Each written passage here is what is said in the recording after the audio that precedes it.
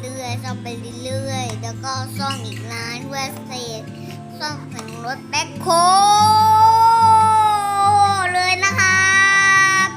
แล้วก็แย่เปิดอะไรเรียบร้อยก่อนแล้วก็ปิดมันก็จะเร็วขึ้นบายครับผม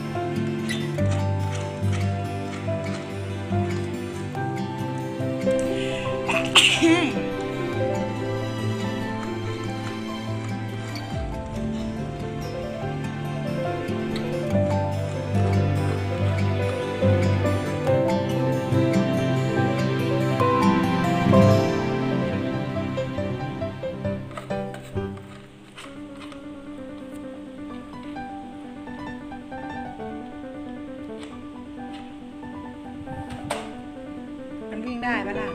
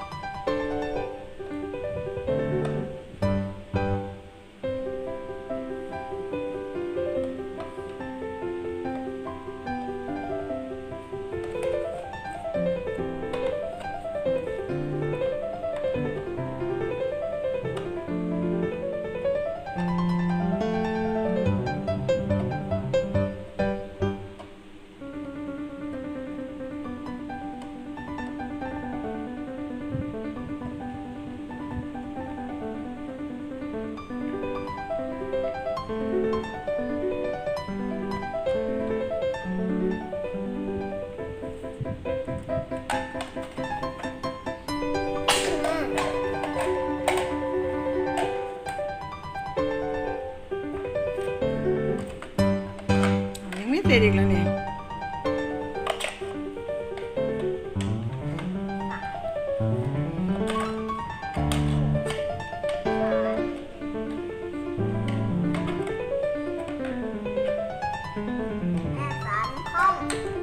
สายมันคล่อมเอาอย่าเอาสายมันออกมาสิลูก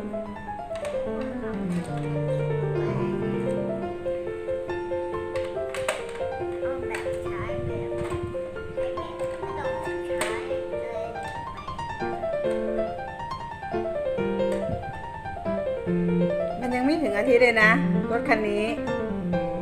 มันจะพังแล้วเหรอ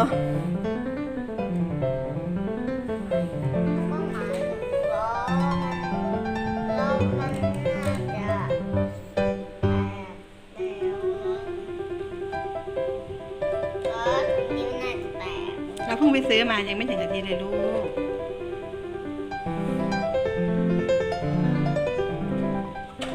เอามาเล่นธรรมดาสิจะเล่นได้ไหมลองวิ่งไปวิ่งมาสิ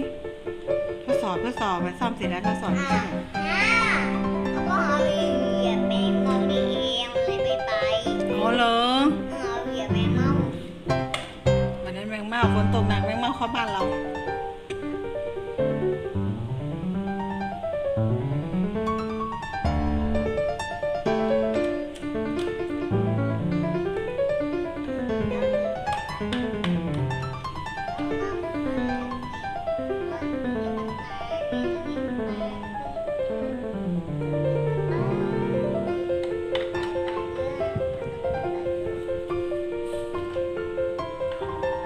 สรุปแล้วมันจะใช้ได้ปะเนี่ย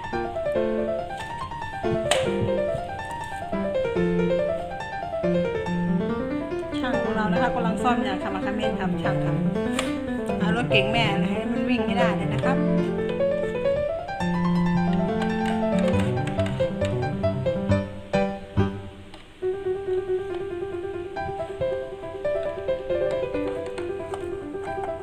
ช่างของเราขมักเขม้นมากเลยครับนายช่างครับมันจะวิ่งได้หรือเปล่าล่ะลูกนายช่างใหญ่เนี่ย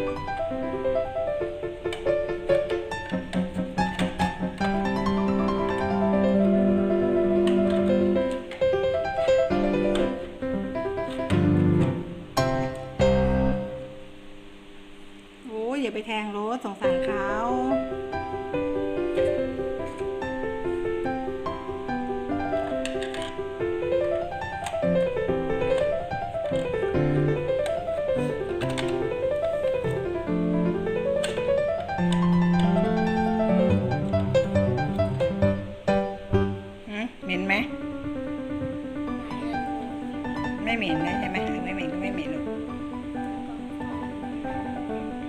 ลองมาวิ่งดูซิมันจะวิ่งได้ไหม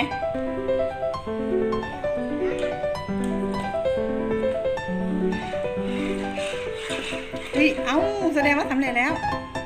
ซ่อมผ่านแล้วนี่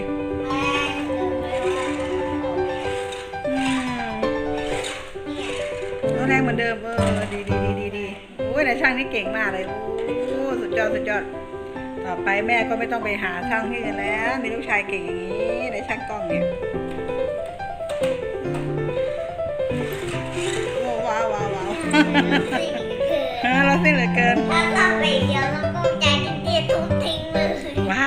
ยกระเพืองตังค์สิไม่ได้ต้องซ่อมเพื่อให้มันใช้ได้ดีไงลูก แม่แล้วเดี๋ยวสอบไปเดี๋ยวอะไรไง นั่นแหละก็ต้องหาวิธีสิไฟเลี้ยวแม่ไม่ออกเนี่ยสายไฟมันหลุดเนาะสายไฟมันหลุดเนาะ มันนี้เหรอ อืม อันนี้นะมันหาย มันอยู่ที่พี่วีโก้ไม่ได้อยู่ที่คันนี้ไม่ได้อยู่ที่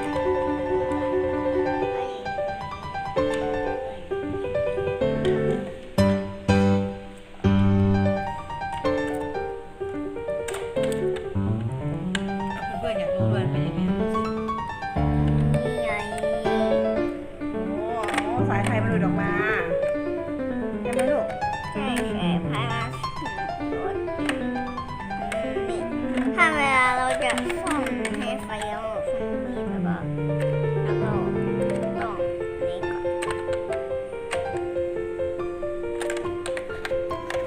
นี่มันตั้งใจสูงมากครับ มันจะสำเร็จไหมครับ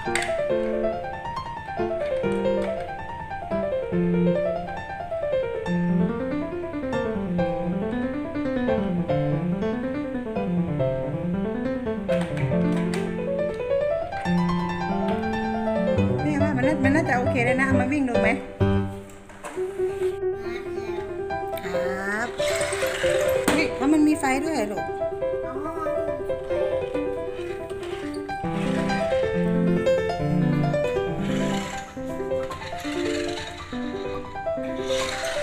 ว้าวมีไฟเยอะด้วยนะไม่ถึงอ่ะ นี่ซ่อมได้จริงๆด้วยฮะว้าวโอ้เข้าไปในนี่เลยแล้วมันจะออกยังไงล่ะลูกเอามันออกไปเร็ว เราเป็นเล็กนะเป็น ครับงั้นแค่นี้นะครับรถคันนี้ปรากฏว่าซ่อมได้เรียบร้อยแล้วนะครับรถสปอร์ตของเราครับบ๊ายบายครับเพื่อนๆขอบคุณนะครับที่ชมนะคะ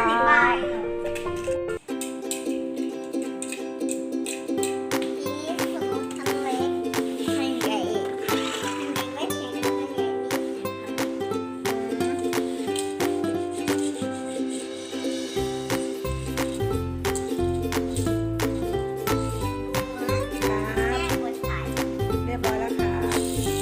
โอ้เร็วมากครับโอ้ซิ่ง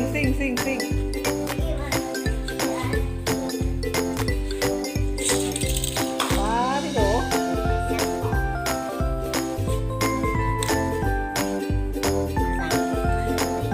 เลยนะ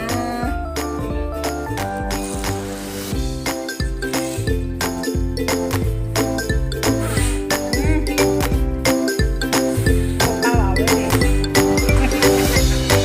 เอานะว้ายอุ้ยเข้าไปในซอกเลยอ่ะทำยังไงจะออกมาได้นี่นะครับ มันไม่ได้ยินมันไม่ได้เสียงแต่มันไม่เห็นตัวรถเลยนะมันเสียอะไรแม่ตั้งกล้องไหมนี่นะครับ